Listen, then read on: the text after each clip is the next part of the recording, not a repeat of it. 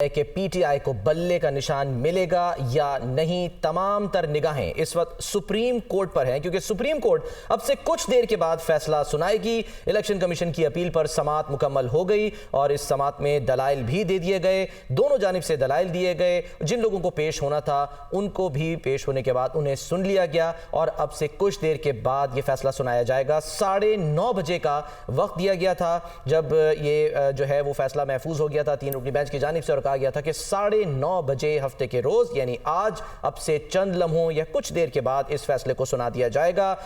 माजी में हमने यही देखा है कि जब भी इस तरह का वक्त दिया जाता है तो वक्त पर फैसला उमूमी तौर पे आता नहीं है, कुछ ना कुछ ताखीर हो जाती है, कुछ देर हो जाती है। लेकिन आज देखते हैं कि क्या जो वक्त दिया गया है सुप्रीम कोर्ट की तरफ से उसी पर यह फैसला आता है या नहीं, क्योंकि इस वक्त अहम तरीन मामला है कि पाकिस्तान तहरीक इंसाफ को बल्ले का निशान मिलेगा या नहीं मिलेगा। इस सिलसिले में जो पेशावर हाई कोर्ट का फैसला था उसे चैलेंज किया गया था इलेक्शन कमीशन की जानिब से और सुप्रीम कोर्ट में इस मामले को सुना गया।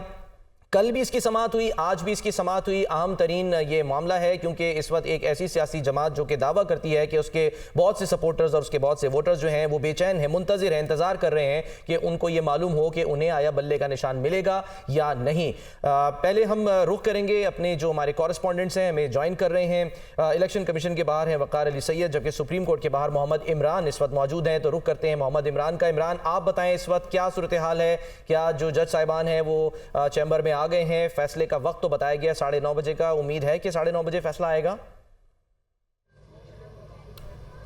जी देखें, जैसे आपने जिक्र किया कि अमूमन ऐसे होता है कि जब इस तरह के फ़ैसलों में जो डेडलाइन दी जाती है वो मीट नहीं होती, लेकिन आज चूँकि सुबह से एक समाअत जो चल रही है उसमें जजेस का माइंड काफ़ी क्लियर है और कुछ चीज़ें ऐसी हैं जो तहरीक इंसाफ की जानिब से पॉइंट रेज़ किए गए, उस पर चीफ जस्टिस काजी फ़ाइज़ ईसा की जानिब से बारहा ये कहा गया कि आपने इलेक्शन तो कराया ही नहीं। ताहम तहरीक इंसाफ के जो वकला थे उनकी जानिब से कोर्ट में ये मौक़िफ़ रखा गया कि उन्होंने इलेक्शन कराया और उनके जितने भी ऑफिस बैरियर थे वो सारे अनअपोज्ड इलेक्ट हुए हैं। इसी तरह से उन्होंने PMLN और पीपल्स पार्टी के जो इंट्रा पार्टी इलेक्शंस हैं उनका भी हवाला दिया। ताहम अदालत ने इस हवाले से जब जिक्र किया गया तो अदालत ने कहा कि अभी ये मामला हमारे सामने नहीं है। जो डिस्क्रिमिनेटरी रवैया आप कह रहे हैं, आपको तो इलेक्शन कमीशन 2021 से कह रहा है कि आप इंतखाबात करा लें, लेकिन आप ही चीज़ों को आगे ले जाते रहे हैं।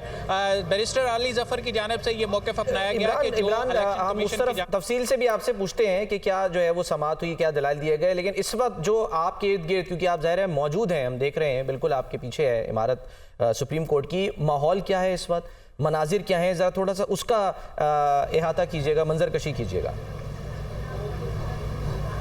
देखें, अब सूरत हाल इस तरह की होती है कि पहले ऐसे केसेस में सियासी कारकुनान की बड़ी तादाद कोर्ट पहुंच जाया करती थी, सुप्रीम कोर्ट हो या हाई कोर्ट। आज हमें ऐसा कोई मंजर यहां पर देखने को नहीं मिल रहा। सिर्फ महदूद तादाद है वकला की जो इस वक्त कोर्ट रूम नंबर 1 के बाहर है, जिसमें जाने पहचाने नाम तहरीक इंसाफ के वकला टीम के मेंबर नियाजुल्लाह नियाजी, बैरिस्टर अली जफ़र और चेयरमैन तहरीक इंसाफ बैरिस्टर गौहर अली ख़ान और उनके जो एसोसिएट्स हैं वही सिर्फ इस वक्त सुप्रीम कोर्ट में मौजूद हैं। और जो इलेक्शन कमीशन की टीम के मेंबरान हैं वो जब ये बताया गया था कि फ़ैसला 1 घंटे बाद सुनाया जाएगा तो उस वक्त तो सुप्रीम कोर्ट से रवाना हो गए थे और तवक्को ये की जा रही है कि फ़ैसला सुनने के लिए ये जितने भी इलेक्शन कमीशन के सीनियर वकला हैं वो दोबारा सुप्रीम कोर्ट पहुँचेंगे। अभी सूरत हाल ये है कि सबको जो इसमें पटिशनर्स हैं, ख़ासतौर पर जो 14 पटिशनर थे